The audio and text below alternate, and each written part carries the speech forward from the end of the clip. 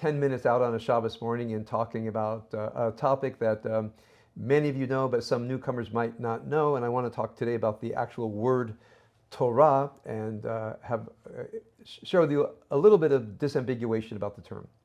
First of all, what does the word Torah actually mean in Hebrew? As you know, Hebrew words have a root, usually a three-letter root. The three-letter root of the Hebrew word Torah is Yud, Resh, He, Yara.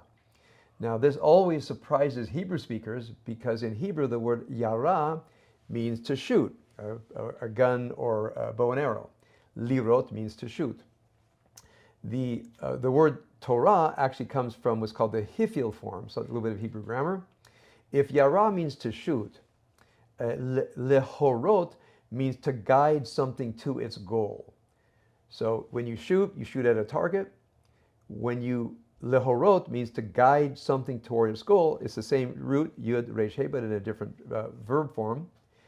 And Lehorot, as many of you who know Hebrew know, means to teach or guide.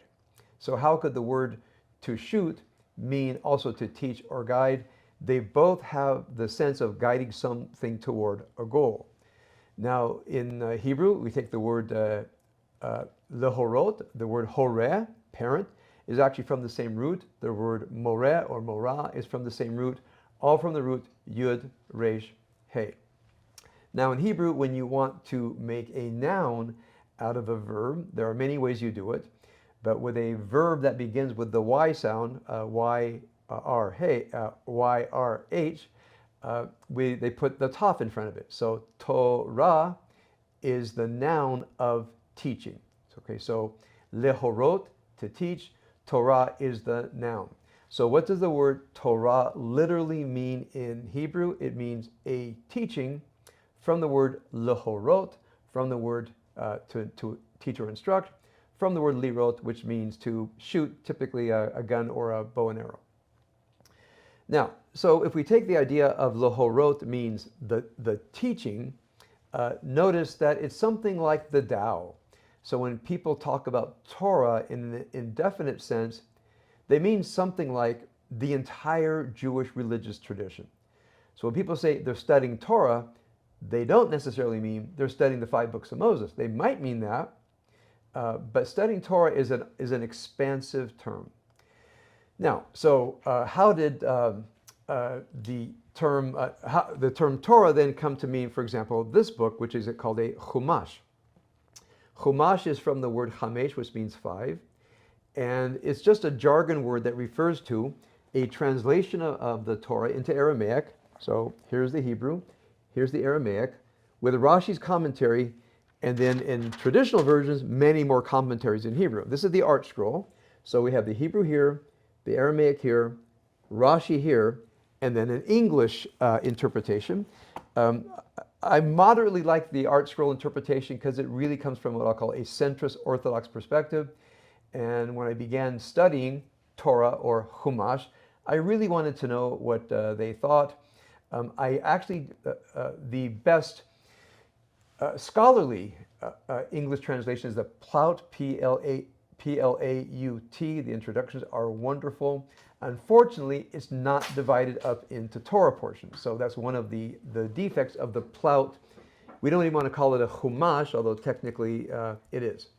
So Chumash is, again, a word of art, a jargon word that means the 5 books of Moses, the Chamisha Chumshei Moshe, in one book, translated from Hebrew to Aramaic with Rashi's commentary.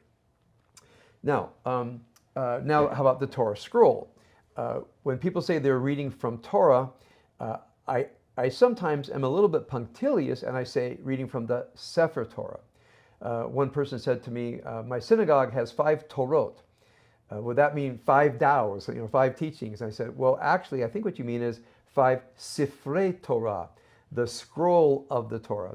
The word Sefer in Hebrew means book, but it originally meant a scroll. So when people say raise and dress the Torah, sometimes I'll say raise and dress the Sefer Torah. Now why? Why be so punctilious? Why say we have 5 Sifrei Torah instead of 5 Torahs? And Why say I'm lifting the Sefer Torah as opposed to lifting the Torah? Because I want to emphasize what the word Torah means. And I think it's really important for us to know this word. Try to imagine that everything we have in Judaism, including the 5 books of Moses that we call the Torah, the teaching, but the prophets are also part of the teaching. That's the second big part of the Bible. The third big part of the Bible is called the Ketuvim. The 3 together are Tanakh, Torah, Nevi'im, Ketuvim. The Chumash, the first 5 books, is typically called the Torah, but by extension, it's all part of the teaching. And then we go on to other non-canonical books, the book of Maccabees and so forth. Are they part of the Torah tradition? Well, yes. And there are many, many books in the Apocrypha and so forth that are some of the most ancient Jewish books, but they never made it into the Bible nor into rabbinic literature. So a talk on non-canonical Jewish literature is a worthwhile talk. Now, what about the Mishnah, the very sparse code of law published around 200 CE? Many people, when they say they're studying Torah, they're studying Mishnah. What about the Gemara, which is the mostly Aramaic expansion of the Mishnah? Mishnah and Gemara together is called the Talmud. So when a person is studying Gemara or Talmud, are they studying Torah? They typically are. So when a person says, I study Torah, they can either mean they're studying the Chumash, the 5 books of Moses with Rashi and Onkelos, the Aramaic translation, or it refers to the entire tradition. So we go on and on and on. We realize we have this vast Torah library, vast Torah library. In fact, before the expansion of everything being online, I had a DVD called Torah Classics. Torah Classics included the entire Bible and the Mishnah and the Talmud and about 20 other great books from our tradition. So when you think of the word Torah, think of the Tao, meaning if we take all of these texts in our traditions and try to imagine they come down to a couple of central teachings that can never be fully articulated. On Shavuot, Rabbi Manning and I went through a famous part of the Talmud where they tried to reduce it all, 613 commandments, down to 11, down to 5, and all the way down to 1. And even the one they got to, they didn't agree which one it is. But this idea that there's a core teaching that can't be articulated, that you can only know from studying, let's say, at least a few of the books, and trying to ingest the inarticulate, the ineffable meaning of the tradition. So when I say Torah, I mean, for me, this ineffable meaning of the entire tradition. One thing to add to it, the Midrash talks about the Torah in heaven, Torah b'shamayim. So there's actually a Torah, a teaching in the upper worlds as well. And what we have down here is a version that has gone through many, many veils before it got to us. That's for another time, but I want to include that in the meaning is what we have is a version of the divine teaching that's gone through many emanatory levels to get to us.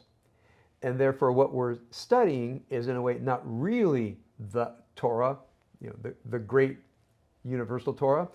It's an opening to ascend into the heavenly Torah.